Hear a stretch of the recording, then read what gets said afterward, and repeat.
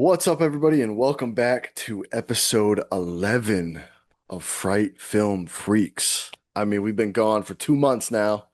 We had a little hiatus. I've been working on a short film. Steven's been busy, but club is still going strong. We're crushing it. We've been talking a lot about weapons lately, Alien Earth.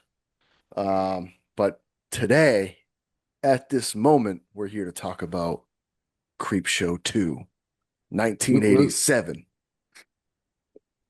So I'm pumped, man, because this club pick was based on anthologies, right?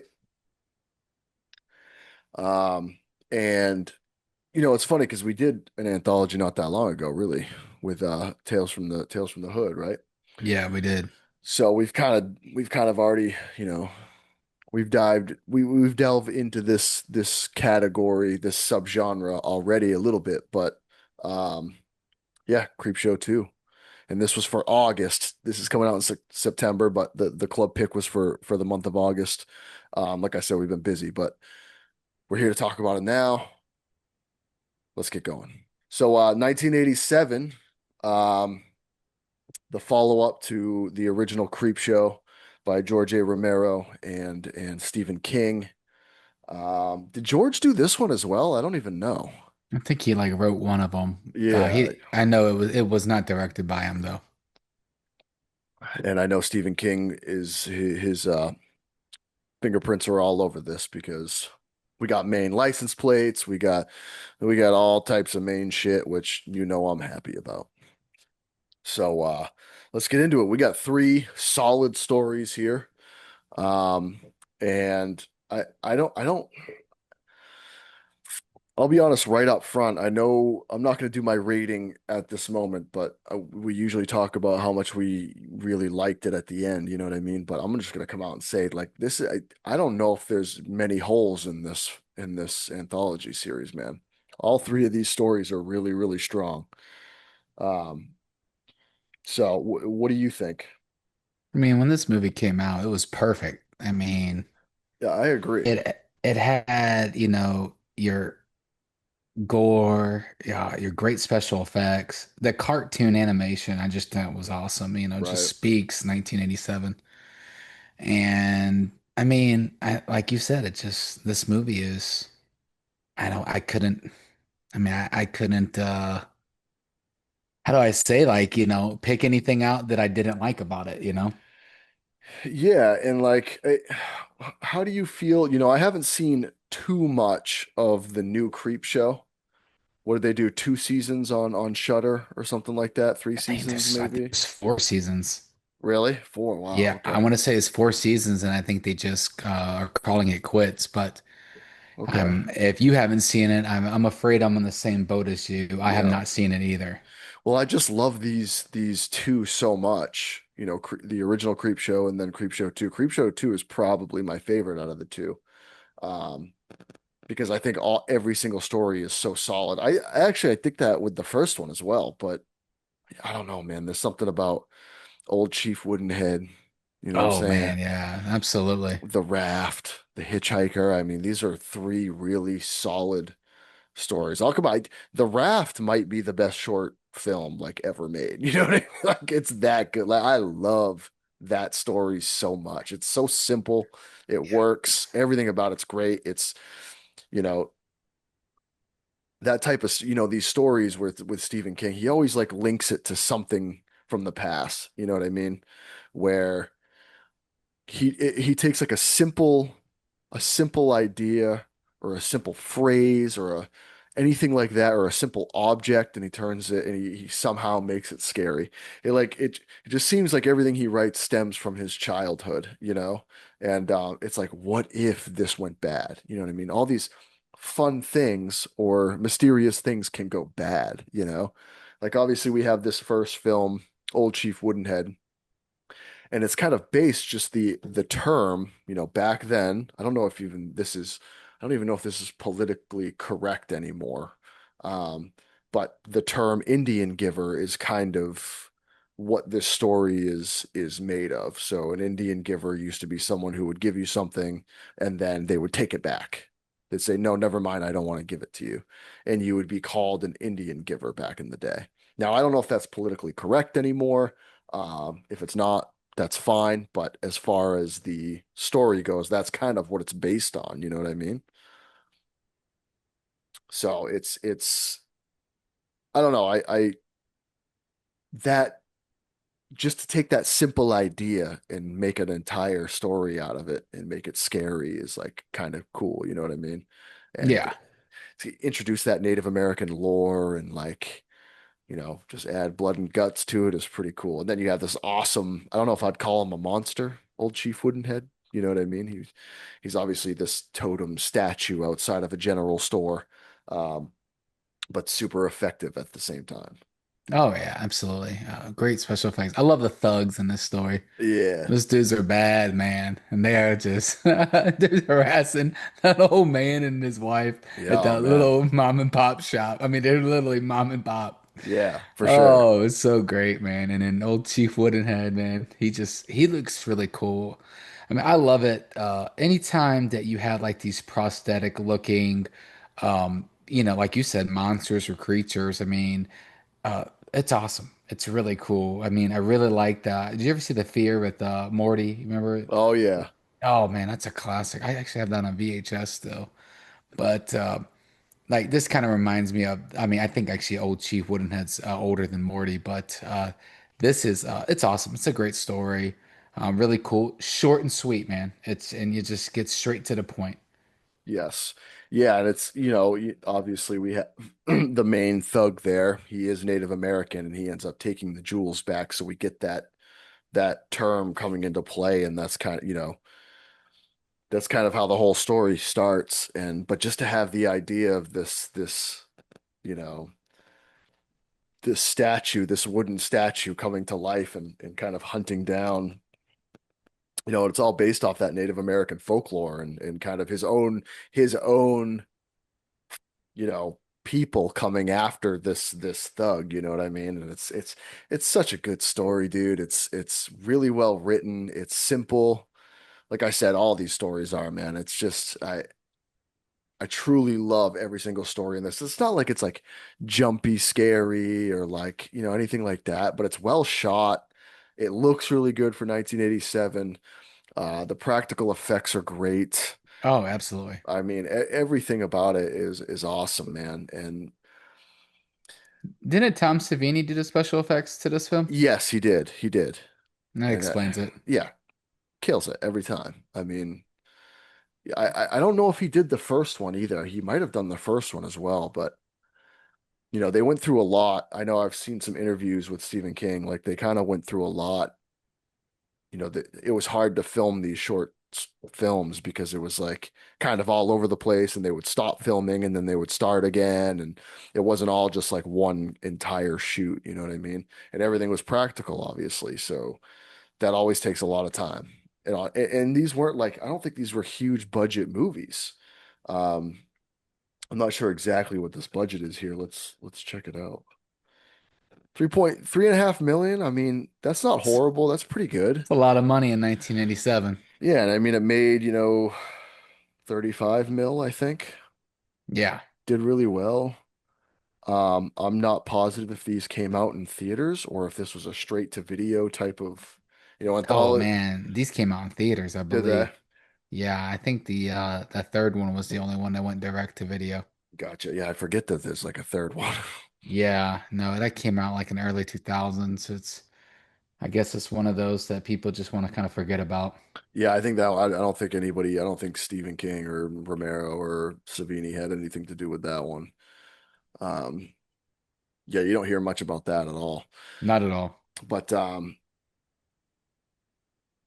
seeing this in theaters would have been fucking sick, man. I don't know if I've ever seen like an anthology type of movie in theaters because they kind of died out um after the 80s, early 90s. You know what I mean? They weren't really that big of a thing anymore, and if they were going straight to video. Absolutely. So, I never got to see like an anthology type of thing. Also, the cover art for this is unbelievable.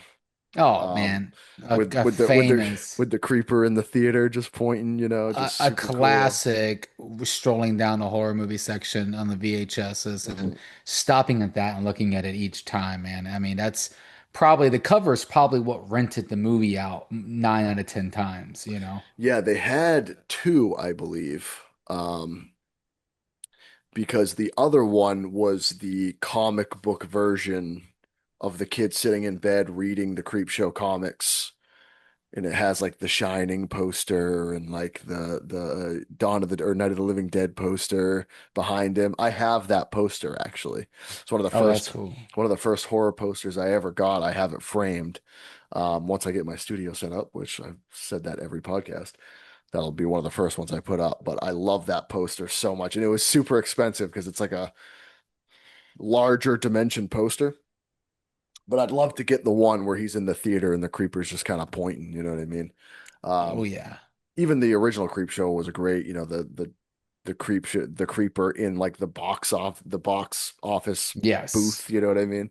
Really, really cool artwork, and just the way they do the comics and kind of intertwine all the stories together is always great. They did that with we saw that with Tales from the Hood, which we covered recently, and they always do if you when you have an anthology series, you really need to make sure you stick the interludes, kind of tie everything together. You can't just jump from story to story. You got to intertwine them somehow, and this franchise does that really well. Um, I'm sure they were good in the new series too. I mean, I know a lot of people that really liked the new Creepshow TV show, so and they had a lot of big actors. These have some pretty big actors as well.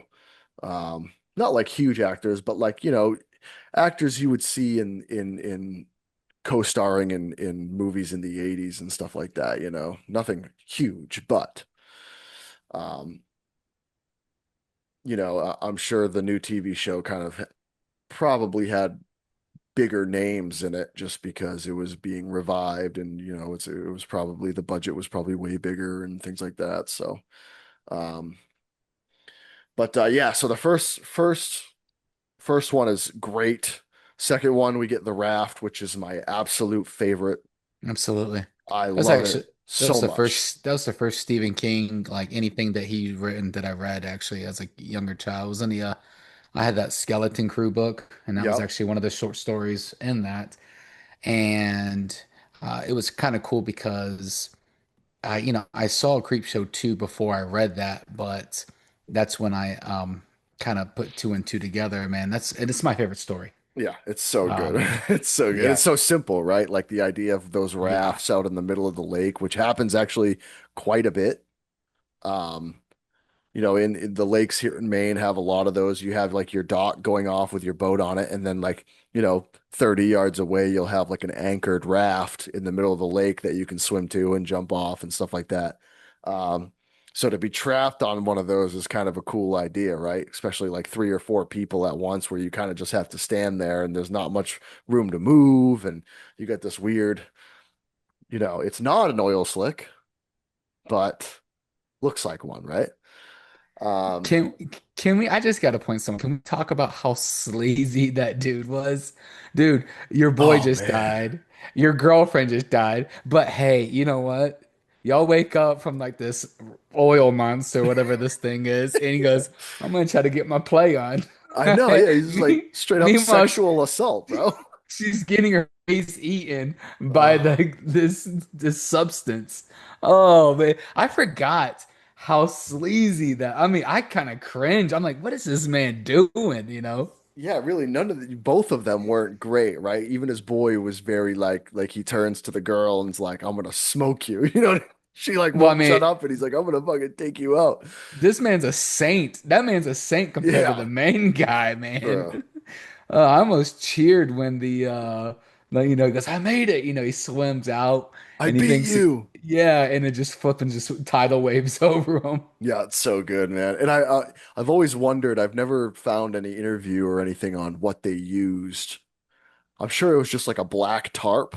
You know what I mean? It wasn't like it. Yeah. that's not really why I love that story so much and that part of the film. It's just like such a good idea because what do you do in that situation, you know? No one's there, no one's around. You don't have anything that can if you can't swim fast, you're screwed. So, I mean, it didn't have to look all that good, and I think it kind of added to it that it didn't. It was just kind of like, oh, it's just this thing in the water, can't be that dangerous. And then all of a sudden, it's coming through the bottom of the raft. There's really no way to, you know, fight it. You know what I mean? And then Why he wouldn't just, After the first girl died, why didn't they? They're like, oh, okay, it's taking its time to eat these people. I would have just booked it. I mean, they just hung out. I don't. I mean, I love the story, but no, I just watched this Creep Show 2 this morning, and I'm asking myself all these questions. I'm like, I would have. I mean, they had plenty of chances to flip and book. oh, Instead, they definitely. just watch and get, these people disintegrate into this black blob. Yeah, it's kind of And like what decision do you make, right? And it has to be quick. It's like, do you make the decision of waiting and hoping someone shows up at the lake, or do you just all of you try to go at once? You know what I mean? And you're like, one of us probably going to go down, but not all of us, right? And exactly. and then we get to the end where he gets, it just towers over him and takes him, and then we kind of have that cool slow shot pan where the 80s rock music is playing out of the car, and you Yes. get you get the no swimming sign. Oh Like yes, I forget. I it's forget hidden, about it's that. hidden in the Yes. bushes and it's been like overgrown, so it's like, oh, don't swim. So like someone knew it was there, you know what I mean? I don't know if it's some biochemical thing that was created and they tried to hide it or whatever. There's a huge backstory there that you could go into, which is cool, but it was perfect for like a short film, 10, 15 minutes. Don't have to go more than that with this type of story. Well done. And the effects were great, right? Like Oh yes. when he gets his leg, it starts coming Oh. through the bottom and it gets his leg, and then obviously the side of her face, great, while he's being a sleazebag. Um, yeah, I mean, leave it up to Stephen King to be able to like have like this 15-minute story and like add all this character depth where you're just like, oh, this guy sucks. Oh, this guy sucks. It's like, oh my God, everybody sucks in the movie. But yeah, I definitely my favorite out of the three. I like all of them I like all of them a lot, but the raft is like I actually have a creep show shirt as well that it's not even a creep show shirt, it's just the raft. So it Just just go like it has a mail guy that on shirt it to and me. he's like going like this and his face is Oh coming man. off and it just says that's no oil slick, and then at the bottom like in comic book style, and then at the bottom it says nobody knows we're here. It's like it's such a sick shirt. It's That one is of that them. is actually sounds sweet. Go Oh, ahead, mail it's that to me, all right?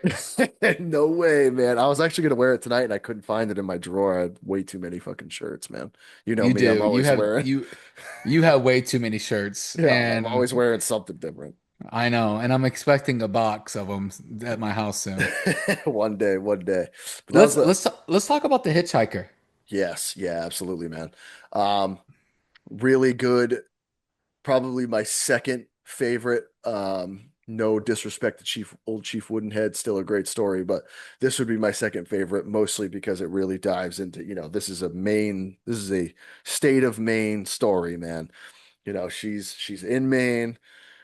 The guy has a Dover sign, which is, in my opinion, probably talking about Dover Foxcroft, because if you notice when she gets off the exit, it says Hamden.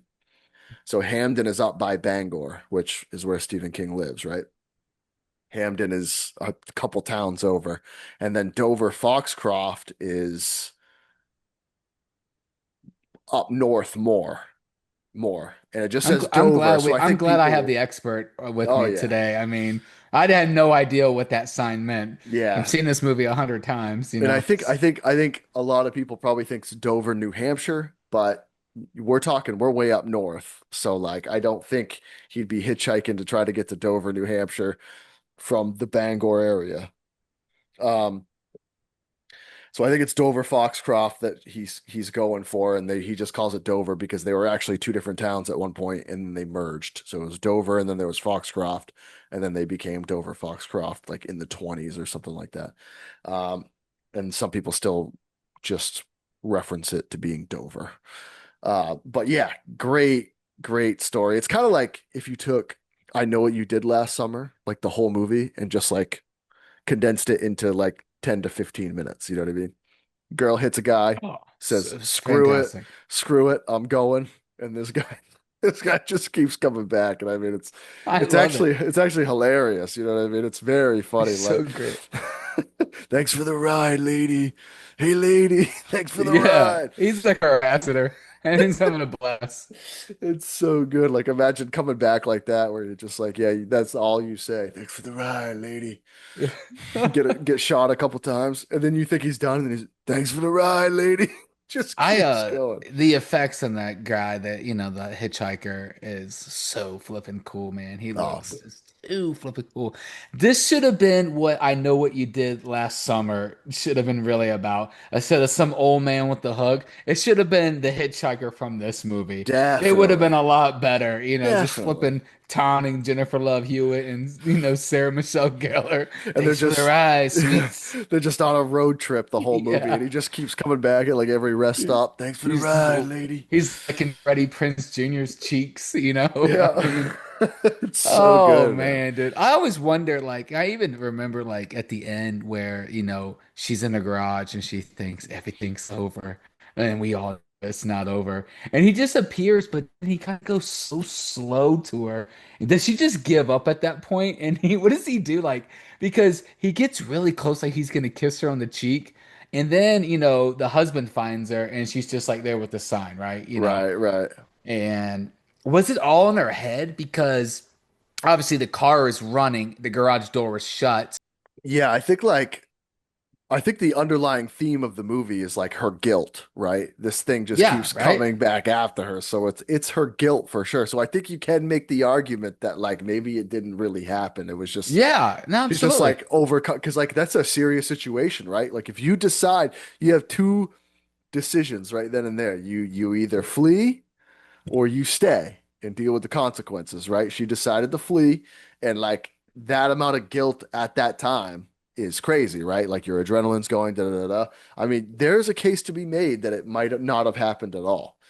Um, but what a great idea to just be like, yeah, your guilt's getting you, and this it just keeps coming back and back and back.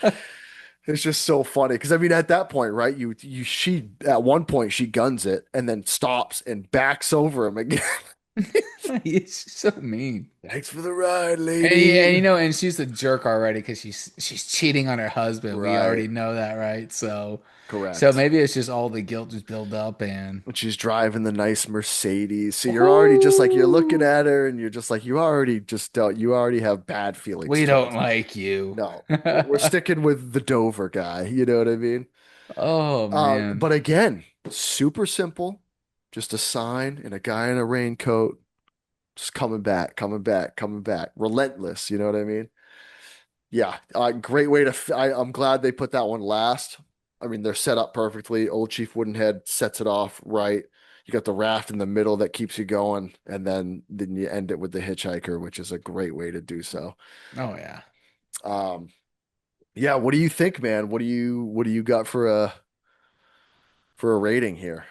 Oh man. I'm gonna say 4 out of 5. 4 out of 5 pumpkins.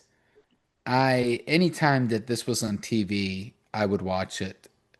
And I can actually remember renting this a couple times too at my old local video store back in the day. That was the first time I saw it, was renting it from Hollywood Video. Oh man, holy smokes. Yeah. I loved it, man. It's such a great movie. It's a shame that we didn't get a true third one, I know, because these first two, I mean the first one was great. I'm with you. The second one's my favorite. I love the cartoon. I know we didn't really talk much about the cartoon with the boy in the comics and he's being right? bullied and then, it's cool because we look at it now and someone today's like, oh, it's kind of cheesy. We're like, he grows to giant Venus flytraps, Yeah, but he eats the bullies. But back in the day, man, when I watched that, I was like, this is awesome. yeah, for sure. You get all these monsters and then you get a cartoon into it together, man, and it's great. Yeah. And I mean, it's funny because I had something I was like, well, I wonder what John's favorite story is, but I thought I would swear that Hitchhiker was going to be your favorite one, but we're on the same page, man. The Wrath is the Okay, best. so yours is the Raft as well. Yeah. Yeah, I just love that. I think it's just the placement of it too. Like it's perfect to be the second story, like that middle Oh story, yeah. because it really kicks it up a notch. It just keeps you entertained and keeps you wanting to watch. You're like, now you're like, I wonder what the next story is gonna be. Like, this is cool. And yeah, yeah, I agree. I think The Raft is the best story there. I'm going with The Hitchhiker second, and then I'm going, no, like I said, no disrespect to Old Chief Woodenhead. Also a great story. Oh Um, yeah. but if I gotta place him, I'm going that last. And I really like this film. I'm gonna give two different ratings. I'm gonna go 4 out of 5 for general movie's sake. I'm gonna go the same with you.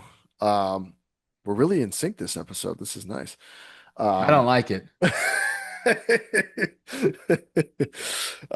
but yeah, I'm gonna go 4 out of 5. But I will say, if we were going off ratings for strictly like, um, if we're going strictly like, um, anthology movies, like this is a 5 out of 5 for me. Like this is Oh this yeah. is top two in my opinion. Like I really like this movie. So yeah, 4 out of 5 overall, 5 out of 5 for anthologies. It's just a classic. It's shot really well. The effects are great. You got Stephen King's writing with Tom Savini's um, practical effects. You really can't go wrong with that. So yeah, 4 out of 5. Love it. Awesome, man. That's great. Absolutely. Well, appreciate you guys joining us for another episode of Fright Film Freaks. Yes, episode 11. Absolutely. We'll be back with another one soon. Appreciate you guys tuning in. I'm working on a new short film right now. It's called Cockroach. It's looking really cool. A lot of work's going into this one.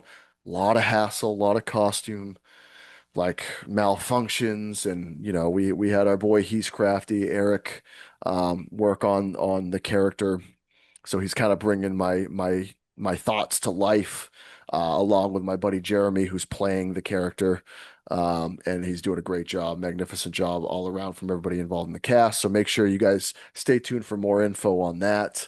Can't We're almost wait. almost done filming. We'll be in post production after that, and it's coming out real soon. I'm hoping I can get it done by fall or the end of fall. So yeah, appreciate you guys joining us. We'll see you guys next time.